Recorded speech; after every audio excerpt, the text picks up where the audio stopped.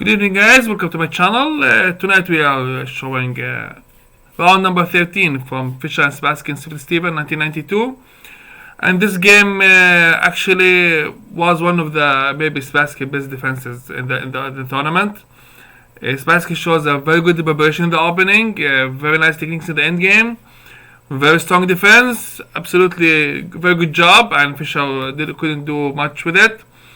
Let's see the game. It's really nice to see it.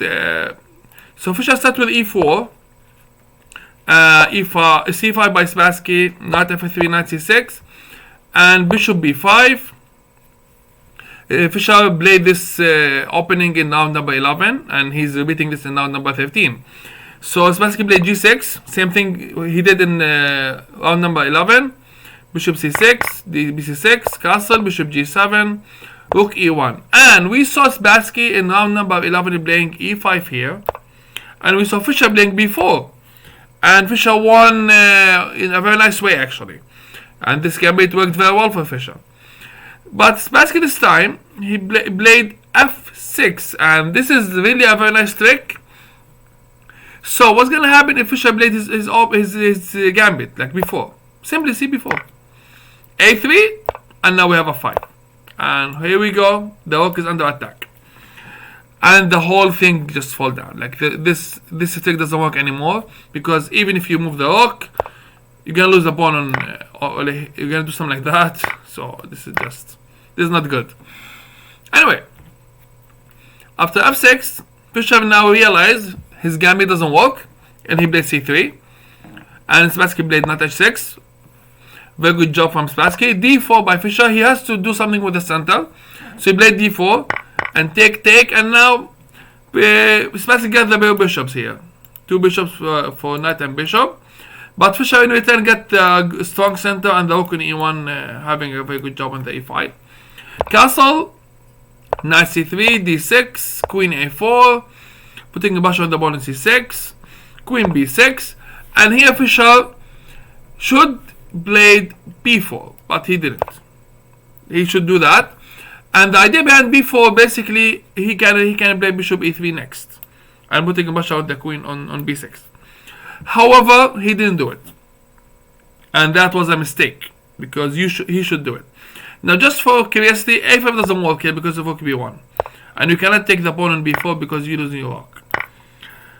Okay, Fisher played here knight d2, knight f7, knight c4. Spassky played queen a6, asking for the exchange of queens because he has the bare bishops, and this is a good idea. And he could also play queen c7, which is really good. And next gonna be bishop d7 and then c5 if he wants to attacking the queen on a4. But he didn't do it. Queen a6. Bishop e3 by Fisher, take. Spassky just gets rid of the queens.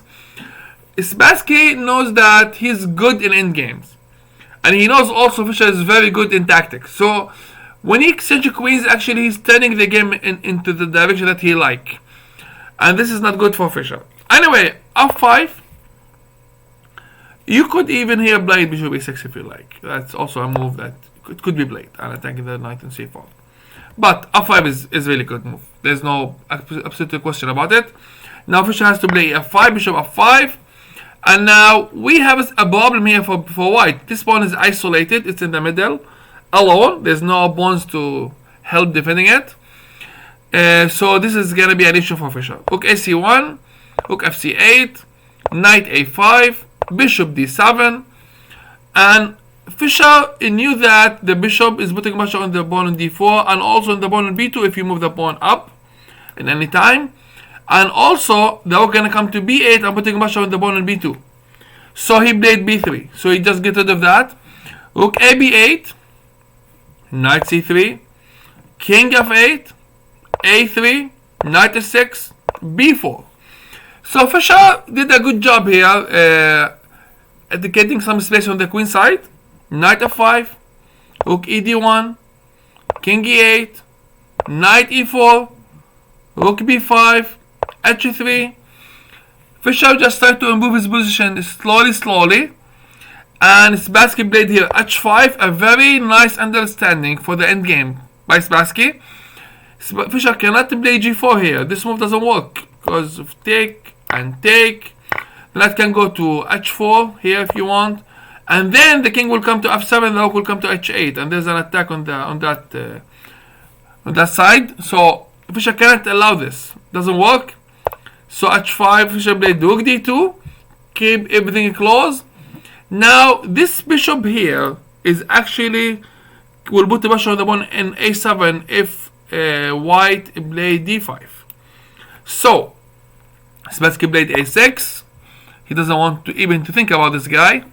King f1, rook d5, putting more pressure on the pawn on d4. Now they have a rook, the knight, and the bishop. Rook cd1, rook b5 again, back, king e2, bishop e6, rook c1, king d7. It's all developing moves. Knight c3, rook b8, and now Spassky just waits to see what's gonna happen. So Fisher played king f1. He went back. He has nothing to do. And Spassky played h4. Very nice game. Very nice move by Spassky. Now g4 cannot be played because of hg3, fg3, and then knight e3, and the bishop is gone. So what Fisher has to do now? King e2 again. Fisher doesn't have anything to do. He has to wait. Bishop f6 by Spassky. Knight e4. And now Spassky changed his mind and he really played bishop d5. And this is a trap, because if you go knight f6 check, e6, the bishop will put the basha on the pawn on g2. You have to play f3 in this case, and you're leaving a hole here for the knight to jump on if he wants to. And there's another important point, which is this knight here. This knight cannot go back here or there because of the bishop. So that you're only leaving a hole on the g3 square in your king side. Also, you are putting your knight under a big risk because the knight can go to anywhere. Also, there's a move like rook e8, and there's a basha on the bishop on e3. Anyway, here Fisher decided to play king d3, bishop g7, rook dc2, rook c7, rook e1, rook f8, and with this basha on the f5, f3 was forced by has to play by Fisher. Now rook went back to b8 because the job is done now. We have this hole now. We only have the knight on e4 just to cover it. When this knight move, we can jump actually, but we're gonna wait. Knight c3, bishop g8, knight e2, bishop f7. It's all waiting moves. Now, what Fisher has to do? Like, this is a very good question. Fisher played bishop d2. I was wondering what's gonna happen if Spassky played e5 here. Like, this could be a good move here. I think so. But Spassky was playing against the weakness of this pawn. He doesn't want to get rid of it. Bishop f6, rook ec1, rook bc8, knight c4, rook b7, knight f5, rook b7, knight c4, rook b7, and it's a draw by repetition of moves. Now we need to say something here about this position after knight f5. There is a very nice trick could be played by playing rook b6, and after knight c4 you go back to b8, not to b7. Here, not here.